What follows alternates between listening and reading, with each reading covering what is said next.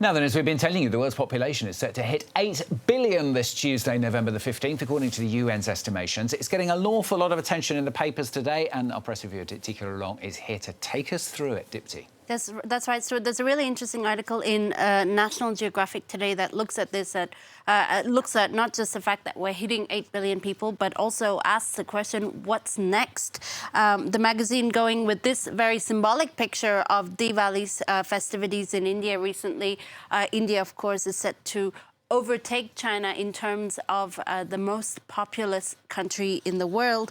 To get an idea of how quickly the world population is growing, Nat Geo explains that it took 300,000 years for the first billion humans to be recorded on Earth. That was in 1807. For the 7th to the 8th billionth person, it took just 12 years.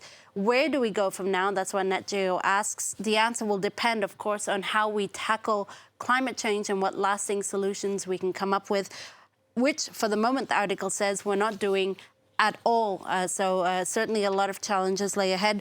And time is ticking. You could say this cartoonist, he's a Portuguese cartoonist, Daniel Garcia, really illustrates what's at stake for us. How much longer can we continue to pollute the Earth until our time runs out, he asks. Yeah, nicely put. Well, the global population milestone is also dominating the front pages today, isn't it, Dipti? That's right, especially here in France, Stuart. This is Aujourd'hui en France, or Le Parisien as it's known. The paper's focusing on 8 billion people on its front page, and it says here it's a challenge for the planet, it's a challenge for humanity as well. The question is how to sustain such growth with depleting natural resources. The paper noting that for every second, 2 human beings are born. So you really get an idea of the population boom that we're facing right now. The French paper, the other French paper, La Croix, also focusing on this on its front page. It says we are now at 8 billion people, and the big question will be how we deal with this, and the paper really issuing an ultimatum saying humans will have to change their ways if they want to save the planet and limit global warming. Finally, you have The Guardian, the British daily, which has published an editorial on its front page here. Well, let's see if we can show it to you.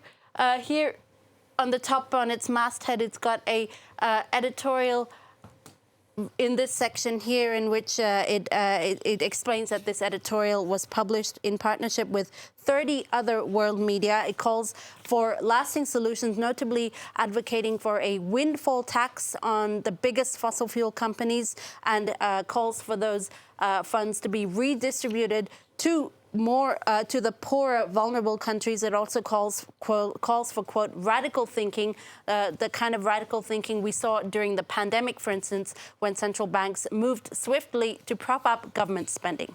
Yeah, and of course, Dipti, combating climate change was the key focus, if you like, of the COP27 conference, also the G20. The other focus at the G20 is the relationship, isn't it, between the US and China? Yes, notably because Joe Biden met with Xi Jinping on the sidelines of that G20 summit in Bali in Indonesia, and the handshake between the two leaders, their first face-to-face meeting since Joe Biden came to power, is dominating the front pages. This is the Global Times, which is the Chinese Communist Party's official newspaper. The paper says that the two leaders discussed a whole range of issues, notably the thorny issue of Taiwanese independence. The Global Times reiterating Xi Jinping's comments that China's position today is that Taiwanese independence and peace and stability in the region are as irreconcilable as water and fire.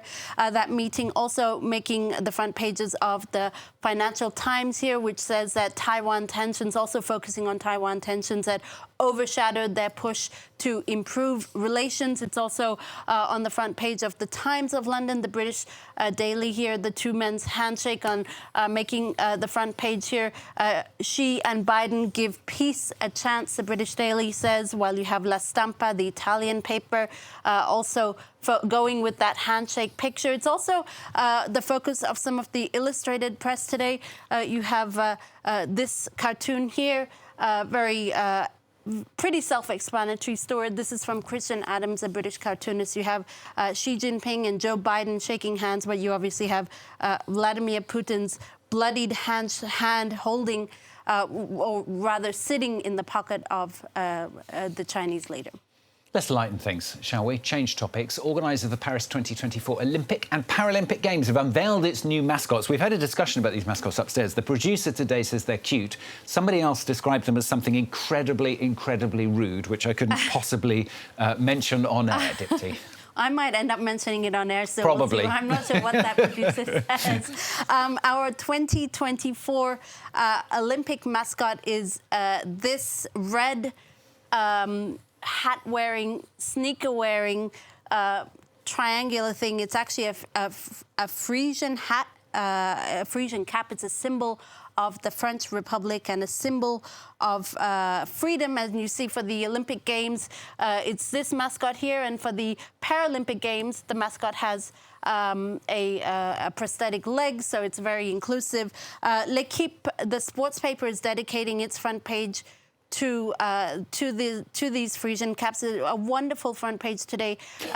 It's with those Frisian caps that the mascots that represent all the different sports that France has medal hopes in ahead of the 2024 Olympic Games in just under 2 years. But you can bet that no sooner that they launched those mascots, the jokes and the mockery began, and none other from Libération, a very serious French paper, which calls them the clitoris mascots. It's very hard for me to translate this play on words, but let's just say it has a word vulva in it. Anyway, the poor Frisian caps have been likened to a clitoris. The paper, actually, Libération, actually thanks the organisers for detaching themselves from the Parisian cliché of the phallic Eiffel Tower in favor of this clitoris-looking mascot that it calls revolutionary and feminist representation of Paris and its 2024 Games. I'm lost for words. You did say it. I did say it. There you go.